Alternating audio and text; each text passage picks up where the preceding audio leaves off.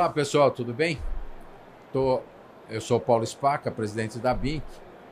Acho que vocês me conhecem. Se não conhecem, acabaram de conhecer.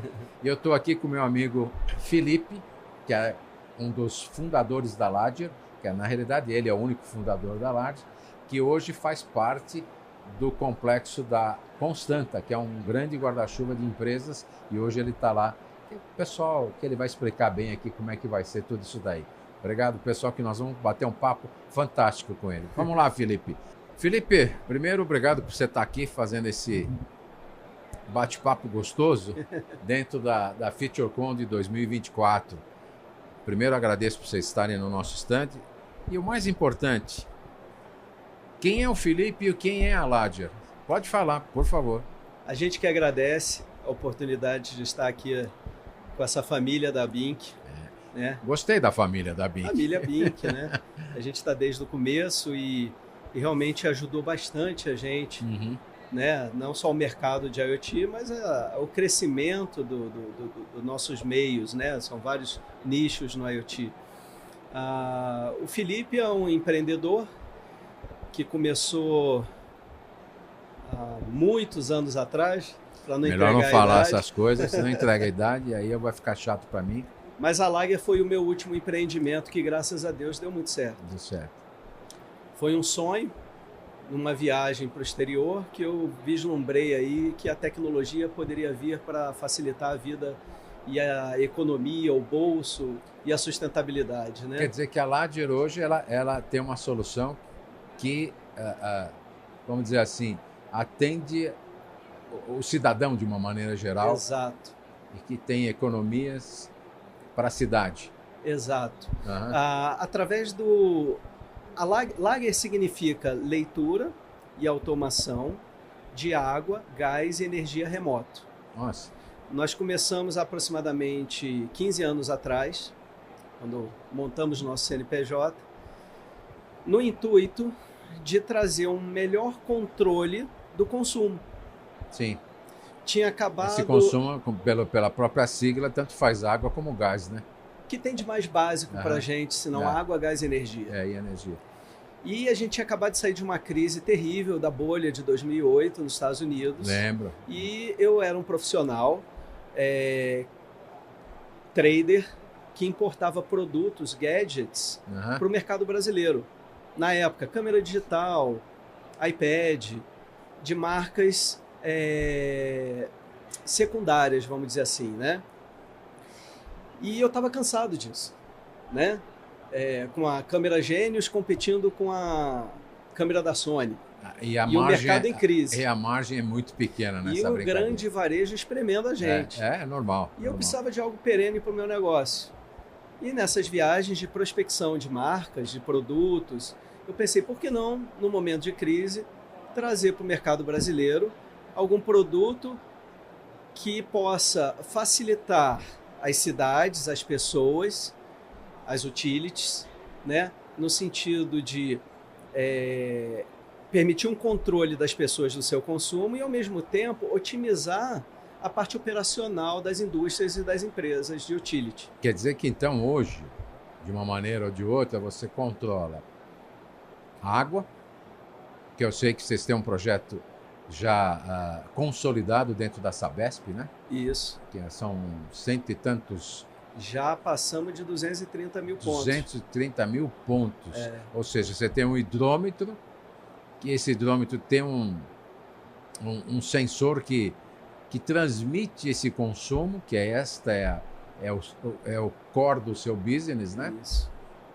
E esse consumo vai para uma central que emite a conta depois, né? Exato, vai para o próprio sistema de faturamento da companhia.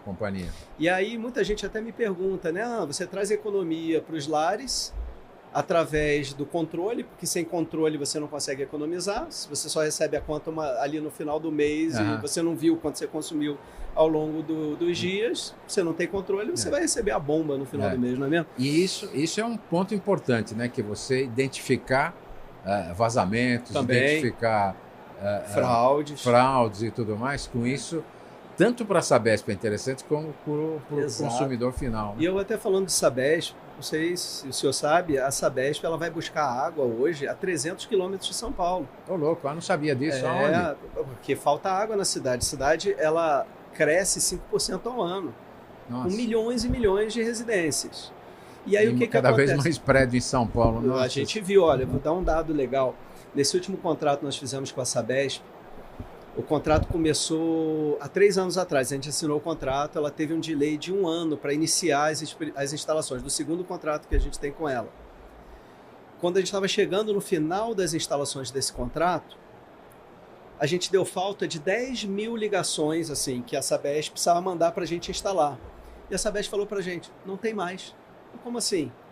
Aquelas casinhas, os sobrados, viraram prédios. Foram derrubados para virar prédio. Então, em menos de 2 anos, quase 10 mil ligações que eram de sobrados viraram prédios nas regiões centrais de São Paulo, Faria Lima, etc.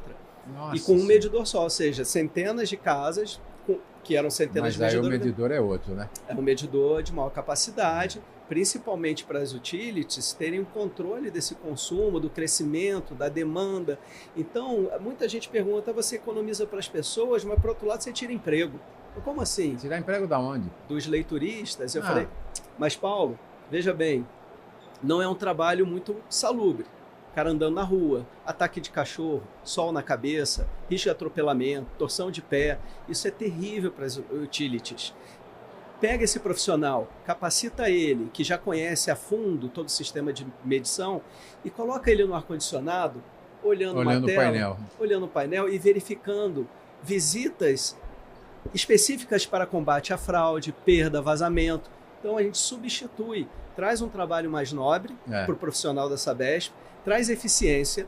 Não sei se o senhor sabe, falando já ainda de água, a média nacional é de 40% de perda em toda a água produzida. Mas diminuiu bastante isso daí, não? Uma Sabesp hoje está na faixa de 5%, 8%, dependendo da região. Coisa de louco, hein? Mas você vai em regiões... Mas a Sabesp eu me lembro que estava na faixa de 30%, 32%. Já caiu bastante. Né? E assim, você não ter que ir buscar água mais longe, por quê? Porque se você oferece o controle para a pessoa, para o usuário final, ele consegue se controlar e não desperdiçar. Sobra mais água para os 5% que estão vindo. Estão vindo. Deixa eu te fazer uma pergunta, que você falou assim, que essas 10 mil casas viraram prédios.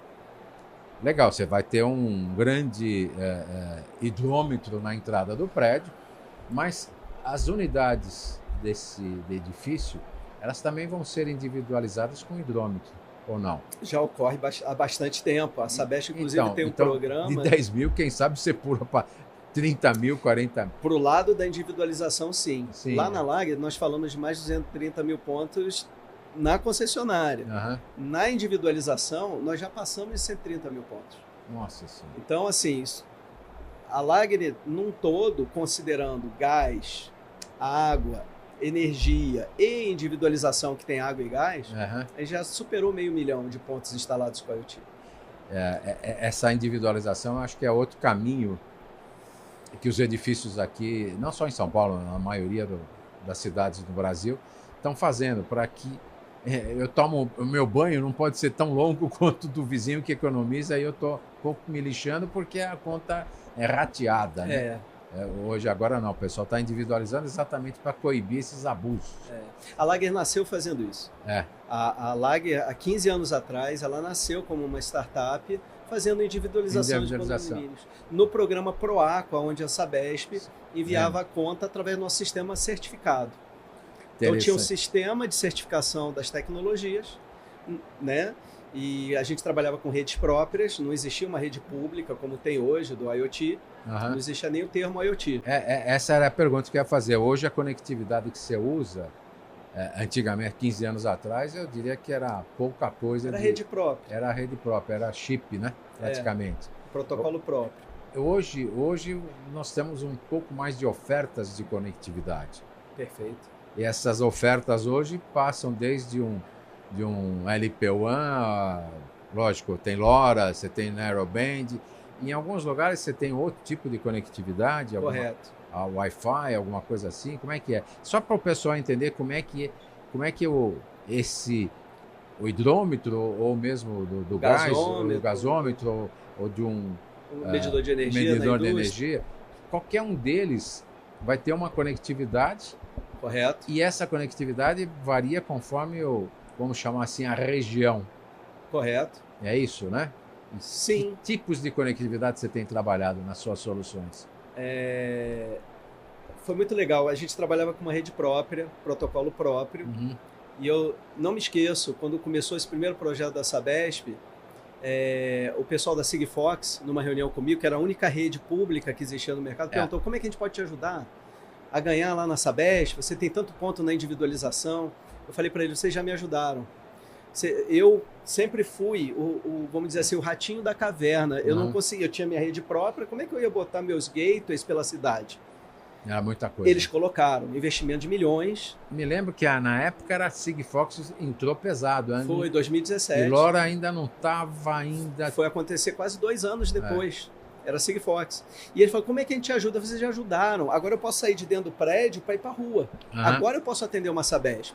É por isso que em 2017 a Lager tinha 50 mil pontos. E hoje, Paulo, em 2024, a gente tem mais de 500 mil de pontos. Olha como as redes públicas ajudaram tanto a expansão do IoT no Brasil. E qual a rede você escolhe? Depende da região. Depende da região.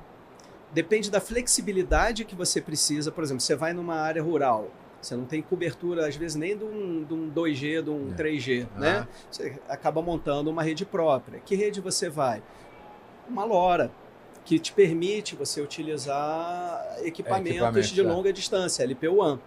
Né? Quando você está nas grandes cidades, você tem muito adensamento, por exemplo, de um NB-IoT através das operadoras de celular. Fica mais fácil usar. Então, a quantidade de antena é absurda, porque ela sustenta todos os nossos celulares. Agora, isso acaba influenciando até vamos chamar assim, no preço final. Total. Porque tem um preço, quer dizer, o NB é um pouquinho mais caro que um LoRa. O NB ele tem o SIM card, você precisa de uma bateria mais robusta, ele tem mais tempo de conexão. Interessante que você falou da LoRa, começou com o Sigfox e hoje Sigfox praticamente... Infelizmente, uma excelente rede, uma excelente penetração, uma cobertura... Só que é timing de mercado. A Sigfox, apesar da excelente qualidade, fez um investimento multimilionário em todas as capitais. Sem um device para trafegar na rede. É isso que eu ia falar, investiu sem saber... Apostando. Mas sabe o que aconteceu? Covid, pandemia, lockdown. Teve eles isso. pegaram, no momento que eles terminaram os investimentos, foram 2 anos de lockdown. Quem se sustenta numa situação que as utilities frearam instalação em campo? Quem ia para o campo instalar medidor? Ninguém. Só uma coisa, nessa linha de conectividade, hoje você tem soluções mistas, né? Sim. LoRa, NB, é o melhor caminho, viu? Que aí, de novo, quem define isso para você é o business. É o business e um site survey. Bem feito. Bem feito. Eu até dou um conselho para quem está começando agora, desenvolvendo projetos assim em cidades e tudo. Pratiquem o site survey, façam bem as contas.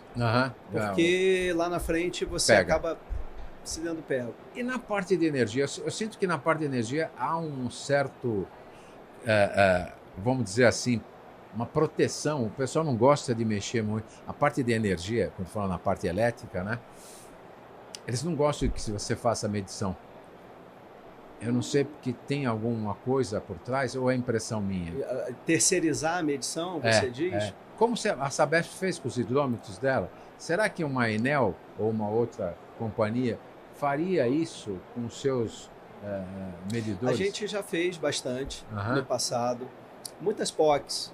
Até porque não tinha tanta credibilidade. É um pouco complicado falar, mas o mercado brasileiro ele acabou entrando numa crise das empresas nacionais e algumas empresas estrangeiras chegaram. É isso que é o problema. E trouxeram uma tecnologia que eles já utilizavam lá fora, numa rede mesh, que não é de longo alcance. Então, e alto consumo de energia. Então, o mercado de energia acabou adotando uma tecnologia quase que ali tete a tete, mexe de módulos para chegar num eventual concentrador e transmitir esses pacotes de dados todos para a plataforma. E gozado, né, que o pessoal da energia tem umas dificuldades imensas, que é o liga, desliga, né? Que isso é o que dá vamos dizer assim, pelo menos pelo que eu vi nos estudos, um dos maiores custos deles é o corte e o religue. É o corte, é o religue. E isso eles, quer dizer, imagina a economia que eles poderiam ter se a distância ele falar assim, desliga. Os smart meters hoje, já estão fabricados no Brasil, até a Constanta Industrial fabricam vários smart meters para várias empresas, eles já possuem esse relé de corte e pelo smart meter, né, você consegue realizar esse corte. Algumas concessionárias já adotaram o NB nas suas NICs, realizando o corte e o religue, totalmente sem fio, sem precisar fazer mesh, já direto para as nuvens. Tá? Olha, a Constanta então, quer dizer que ela fabrica isso também, né? Fabrica, ela é um contract manufacturer, ela fabrica para diversas empresas, indústrias internacionais. Só para o pessoal entender que a Constanta é a holding, vamos chamar assim, que a Ladger está lá, como outras empresas estão. A HartBR, a Nexum, a Conexa. Que são em iluminação, que tem a parte de energia, como você está citando. E é interessante que o pessoal não tem noção como esse mercado é enorme e como vocês fazem coisa que é parece que é trabalho de formiguinha, mas para quem tem 500 mil de instalações, é coisa pra caramba. É muito. Mas lembre-se, 500 mil em apenas aí... 4 anos. 4 anos. 4 anos. Eu ia falar 5, mas o primeiro ano não conta. Primeiro ano você falou para mim que você ficou... Por isso que eu falei 4 anos. E 4 anos. Você imagina o quanto esse mercado tem para crescer, Paulo? Nossa, eu acho que... Com quase 90 milhões de medidores de energia, mais de 70 milhões de medidores de água. E o pessoal estava trazendo muito medidor de fora, né? Na parte de energia. Eles acabam trazendo em CKD para produzir no Brasil. Né? Mas parece que diminuiu isso daí, não? Ou continua a mesma coisa? Montaram as fábricas aqui. Montaram. Empresas chinesas montaram fábrica lá em Fortaleza, aqui em São Paulo. O mercado é imenso, caramba. Os caras vêm e acabam fazendo... Tem que ficar importando enquanto montar uma fábrica aqui é muito... Hoje não cabe no preço uma importação direta. Uma importação, exatamente. Não cabe. Felipe, eu agradeço pra caramba esse bate-papo que a gente podia ficar aqui falando... É verdade. O dia inteiro conversando.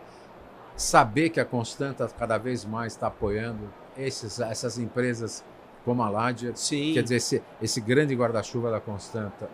Que no fundo acaba interagindo Ladger com energia e leva uma solução. E eu te digo, viu, Paulo, quando eu falo que a BINC é uma grande família, obrigado, e eu concordo em gênero, número e grau. Essa foi a nossa estratégia, se fortalecer e crescer cada vez mais e atender o mercado. A família BINC, ela permite isso também.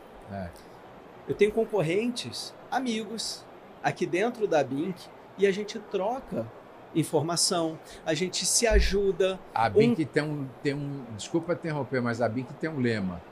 Né? Todo mundo faz negócio, todo mundo... Mas o co-opetition, que não não é nenhum termo novo, o co-opetition quer dizer... coopera e compete. Isso não é gostoso? É o que faz a BINC sem aquela energia ruim da competição do inimigo, mas se o competition, isso é bom demais. E por isso eu chamo família. Legal, obrigado. Obrigado por esse papo gostoso. Eu que agradeço. Eu espero que o pessoal que vai assistir o nosso vídeo aproveite e conheça mais a Ladger e a Constanta, e principalmente a BINC, né? Claro. Abraço para vocês. Obrigado.